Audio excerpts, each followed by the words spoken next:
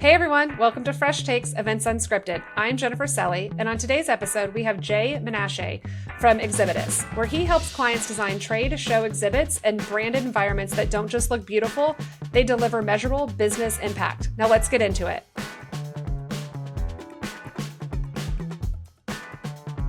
Welcome back, and today we've got Jay with us. Welcome. Thank you. Thank you very much. Happy to be here. We're thrilled to have you here today. Have a nice little combo. But before we kind of get to the career stuff, let's get to you as a person. Give us a little bio on you and your background. All right. Well, I live in New Jersey, but I always make it very clear I'm from New York. I'm a forever New Yorker. I've got two kids, Henry and Olivia, and my lovely wife, Miss Stephanie, who is as crazy as I am in this event world as well. Oh, that's good. So did you meet in the events world or? No. So funny enough, I have spent my entire career except for 9 months in the event world, and I met her in those 9 months. Oh, were those 9 months during COVID? No, those Okay. 9 months were, gosh, back in the end of 2007 leading into '08. Okay, awesome. Well, lovely. Well, now you've been in the industry for 20 years, but I have to ask, like, did this world choose you or did you choose it? It definitely chose me. I was living in LA, graduated from college, and I'm like, I got to get away from winter, and I was looking for a job, and I saw, trade shows. I wonder what that is. And I've literally been in the industry since then. Oh, Never wonderful. even went to a trade show when I interviewed for that job. I actually went to Never. my first trade show right after the interview. And what were your thoughts on the first trade show? It blew my mind. It Yeah. was way, because when you think trade shows, it's funny. I ask this question to a lot of people, like, how do you explain it to your family? And it's like, oh, with the car shows. I'm like, I'm not a car person. I've never been to a car show. I thought it would be like a flea market. And the show, it was called Oh, Magic, which it's still around now, but it's definitely not what it was. And it was a massive clothing show. So all the brands were there. And I remember seeing a couple of the exhibits, and I'm like, this is a trade show. These two-story, fully enclosed. I'm like, okay, I'm in. And yeah, it was very cool. I always say there's a trade show for everyone because I grew up coming to trade shows. My dad was a funeral director, and so we used to go to the funeral director conventions and I've heard of see. this one. Yeah, they're great. They're fantastic. Hearses and all of the products and I can only yeah, imagine the coffins. experiences you can create at a funeral director's trade show. It they were wild. Now as like an adult and doing them, I'm like, oh, this makes so much more sense. Like it's full circle for me, connecting the dots, all the things. Um, so speaking of dots, if you're going to connect the dots looking backwards, what's the through line for you that's been consistent? It's been a steady evolution, actually. It's an easy story to tell because I started in like the portable modular world, smaller booths, and then I moved into a company named MC Squared, which is like these massive exhibits, and it's like my boss used to say, it's like, oh, we make sawdust, and from there I went to a company named Jack Morton, where it's like it's all about the science. It's like, all right, what we do is very clear, but the why and the how is what became important there. And then from there, it's really was putting it all together, understanding what it takes to build a massive exhibit, but also thinking through, all right, cool, like how do we get people there? What are we doing before and after the event? Thinking about that science of like humans and marketing and all that. And that kind of leads me to where I am now at Exhibitus. So what is your kind of philosophy for creating that ROI and building relationships?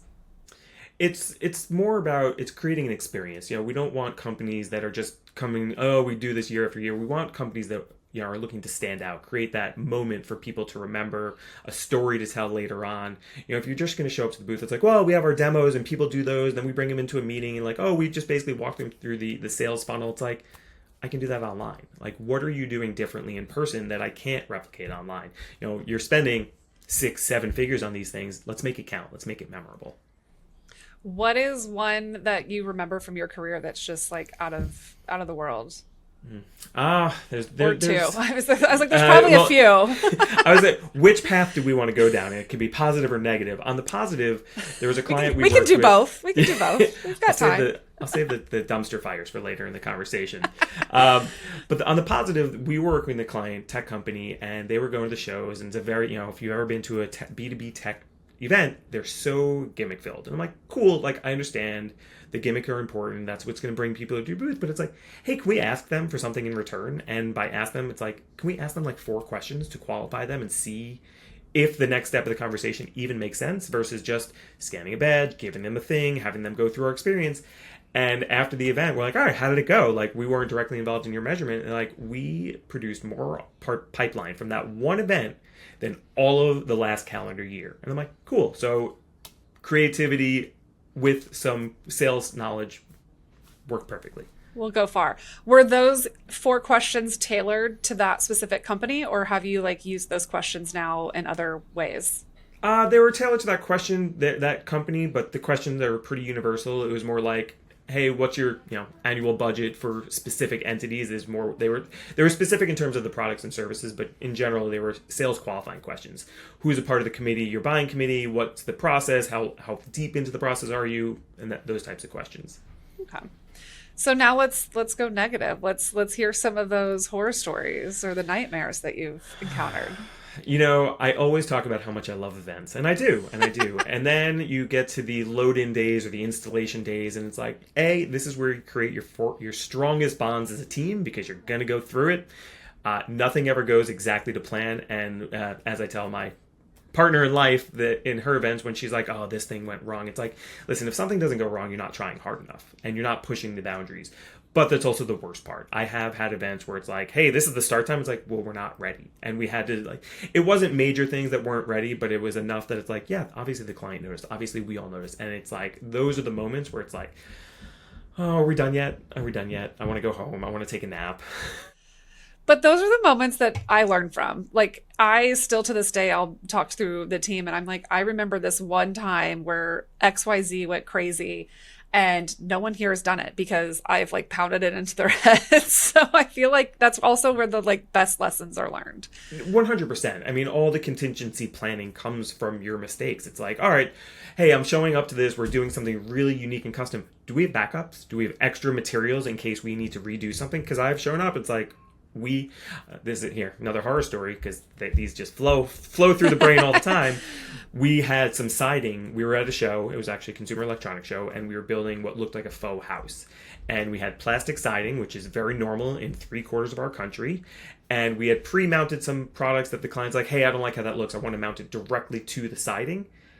And well, we already cut holes in the siding, and you can't find plastic siding in Vegas because, after 2 days of trying to find it, one of our lead carpenters is like, oh yeah, no, you're never going to find that here because it will melt in Vegas. And I'm like, that makes sense now. Yeah. That was a good time. So always send extra everything. What did you end up doing?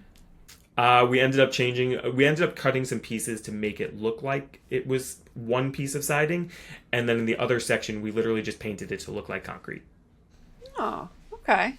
Our lead on site literally created the color to match on there just by mixing it by eye, the black and the white to get the perfect gray and the texture to make it look like concrete. I was like, genius. Yeah, those are the people that you want in your corner all the time. Yes. If you have the option of sending a lead supervisor or not, always say yes. So speaking of that, as like a leader for a second, colleagues describe you as a balance innovator. Part creative maverick or part business optimizer. How do you personally keep both sides of the coin sharp? I'm a big pusher of always be growing. I know the saying is ABC always be closing, but the reality is I'm reading books, I'm taking courses, I'm part of different communities that we're always learning from each other and asking for advice. And it's just, I actually tell people that are on my team, it's like, I want you to spend at least 10% of your week working on growing something, whether it's something you're personally passionate about or professionally. It's like, if you're not trying to grow or do things differently, you're just going to fall stagnant and eventually be replaced, well, now by AI, because AI will figure it out. So that's the biggest thing. It's just always staying sharp, reading something new, finding a new perspective. That's so true. I always say you have to learn something new every day. My husband and I both live by that philosophy, whether it's personal, professional, something. So I'm always trying to learn something. You did mention AI. So in the events world, what's your take on AI? I mean, I love AI. I think it is also what makes me most excited about our industries because it makes our events irreplaceable. You can't fake an event. You can't post a video that's like, oh, is this a real event? It's like you're going to be face to face with someone. It's like it's a genuine, real connection. And I love AI because I think it's going to help. It's like a force multiplier. I was actually reading this morning. It's like AI will only replace people that are, I don't want to say lazy, but aren't trying new things because AI, the slop it churns out is not good without somebody asking it the right prompts or questions to get it to that place. So, I mean, it makes my job so much easier at different companies where it's like I'm a team of one and I need a team of five. It's like, oh, well, AI makes that even possible, let alone actually happen. That's so true. I was at a conference recently and they were like, if you're not using AI, you're behind the curve. It's not going to replace you. It's just going to make your job, you're going to be able to get there faster. So that's kind of how I embraced it. It's funny that you mentioned like AI can fake events type thing in the videos, because there has been a recent video that's been going around of a concert that is all completely AI. And if you look closely at the people that were in attendance, you can tell. But I saw it, and at first I immediately was like, I'm going to be honest, it was an artist that hasn't performed in a while, and I was like, oh my gosh, he's back. And then I was like, oh, this is all fake. Like, this is sad. Like, you have to like question it, you know. But I think it's definitely something that is coming into the world, and just it's just going to make our jobs easier and better as long as you know how to use it the right way. Yeah, and I definitely don't think I'm using it the right way. I think I use it to a minimum. I'm on ChatGPT and I test out the other LLMs, but it's like at the very least, it's a really good thought partner. It's like, hey, my brain's just not fully functional this morning. Can you help me write this email, or take this context and just clean it up a little bit? I use it for email editing all the time because I'm like, this needs to sound a little fluffier and less direct. I use it a lot for writing emails too. My husband is actually like at his company champion co-pilot for them in different ways, and so he's like tells me different ways. I'm like, I would have never thought to use it like this. Like, they've created co-pilot to work for their membership and like tell us more about the membership and like how they onboard members. And I'm like, I would have never even thought to like build it that way. Like, it's just not something. Yeah, they're talking about, we had an AI consultant come in and we're talking about like, how do we use this within the company? And one of the ideas, I'm like, honestly, for a new person, I'm like, how do I figure out what case studies to use? How do I talk to, where do I find these marketing materials? It's like, it can be used for so many things. It's just kind of like, let's narrow the ocean a little bit, or the universe, and then expand from there, versus trying to make it do all things for everybody. Yeah. So you've been a big advocate for building not just a booth, but creating an experience, something that people feel, remember, want to act on. So where did that philosophy come from? I mean, I think it's how I experience events. If you walk through a trade show and you have these conversations, you're likely talking to a dozen different companies. The people that you remember are the people that create those emotions, positive, negative, or indifferent. If you don't, or I should say, if you're indifferent, you're probably not going to remember them. If, to my point earlier in our conversation, if you're just walking into a booth and doing a demo on a computer and it's like, I'm not going to remember you from the 6 other companies I'm talking to. If you do some kind of hands-on learning experience or fun experience and tying back to your messaging or tying back to your product, it's like, that's going to stick with you. It's like, stop giving out pens. Nobody wants your pen. It's going to break. It better be a good pen. It's not, though. It's going to be a 10-cent pen, and it's going to have their brand. I'm like, I don't want to rep your brand. I don't wear T-shirts with. Well, I shouldn't say that. Sometimes I do. But if you create a fun experience, people competitive. I'm all about competition as a competitive freak myself. But it's like, hey, if I can compete with you, and I'm going to learn something from this, or just get my hands on something, I'm going to remember something more likely than not. And creating that memory and having it last more than just a moment in time is everything about events. Do you steer people towards those giveaways, or really focus? And if so, what are some things that you're like seeing that are different that you are steering them towards? So I don't steer people towards giveaways. I think it really depends what part of the funnel you're in. If you're trying for awareness, giving out mass giveaways is important, but I do categorize them in 3 ways. I want either something super useful for like the travelers out there, because people that are at shows are likely on the road a good amount, so let's give them something useful. I still have a cord organizer case that I got, I don't know, 7 years ago from a show, from a company named Virtue Stream. I don't even think they exist anymore, but I still have that case. And if it's not that, it's like, not that my kids need more stuffed animals, but it's like, hey, give them something for their kids. Again, road warrior, always trying to find something for my kids. I hate buying something at the airport. So it's, something useful. And then this isn't really a giveaway, but it's like hospitality, whether it's food or beverage, it's like something that creates a line that makes it easy for you to start a conversation. And I think if it's one of those 3 areas, you're likely to be more successful. Personally, I would push for like, let's do something more valuable for the VIPs and the people that are just here to grab whatever. It's like, they're not here for you anyway. Sure, you don't want to get a bad rep, so maybe have some like branded stickers with fun sayings or something. like a 10-cent pen. But generally, I try to avoid that stuff because it's like if you're spending $2,000 on these junk giveaways, that can be so much more meaningful in so many ways. Yeah. As a person that grew up going to conferences with my dad, we would grab the pens. We were like, how many pens can we get? How many? There were these little, they looked like a twirly thing, and we would aggressively twirl them at each other as kids and like try to hit each other with them. We loved them. We got them every year, but yeah, my parents probably hated them. They probably didn't use the company that we got them from. So I love those categories for that.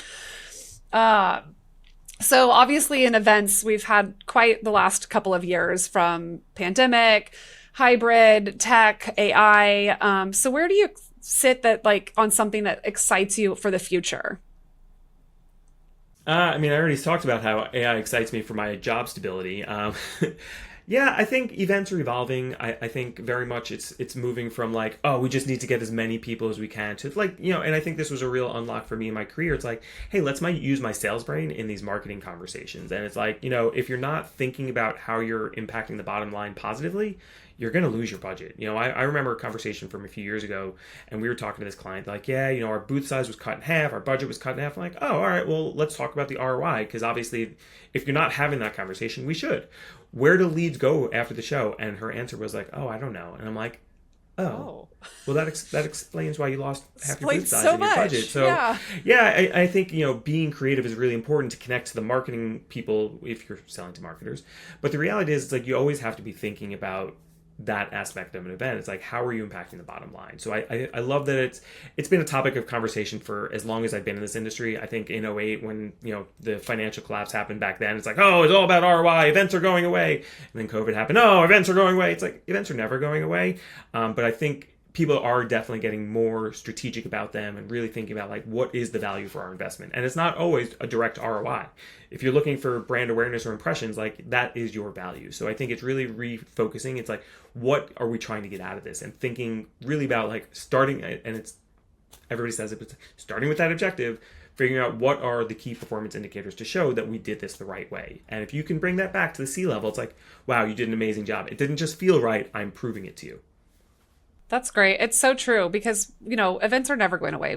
I think that's the big, as much as people said they were in COVID, I think that's the one thing we learned. Everyone craved that. And I think with AI coming on board now, everyone craves it even more. They are craving those experiences and that touch point of how they can connect deeper on a different level than what they have been doing in trade shows in the past.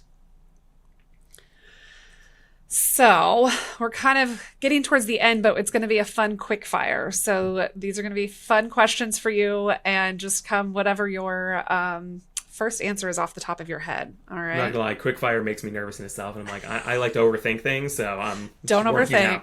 And if you don't like it, we'll figure it out. So coffee order for you before a big show. I'm so boring. The largest size you got with just a couple Splenda black. Yeah, that's it. I just need the energy. And I like black coffee, so it's not even that I don't like or think the taste is bitter, but yeah, just straight up black coffee with Splenda. I love that. What's the best city for an event right now? Oh, there's so many.